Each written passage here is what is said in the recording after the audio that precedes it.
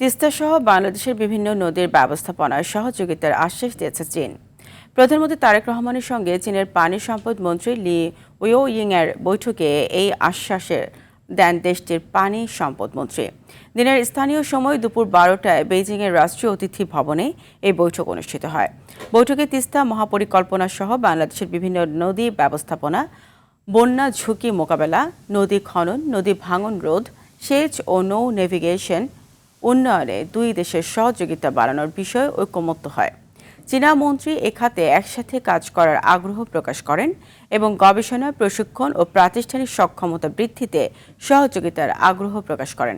এছাড়াও চীনের বেশ কয়েকটি বৃহৎ শিল্প গোষ্ঠীর শীর্ষ কর্মকর্তারা ধারাবাহিকভাবে প্রধানমন্ত্রীর সঙ্গে সাক্ষাৎ করেন। বাংলাদেশের বিভিন্ন নদীর ব্যবস্থাপনা, বন্যা ঝুঁকি মোকাবেলা, নদী খনন, নদী ভাঙন রোধ, সেচ ও নৌ নেভিগেশন সহ বিভিন্ন সম্পৃক্ত বিষয়ে উন্নয়নের বিষয়ে দুই দেশের সহযোগিতা বাড়ানো ঐকমত্য হয়েছে।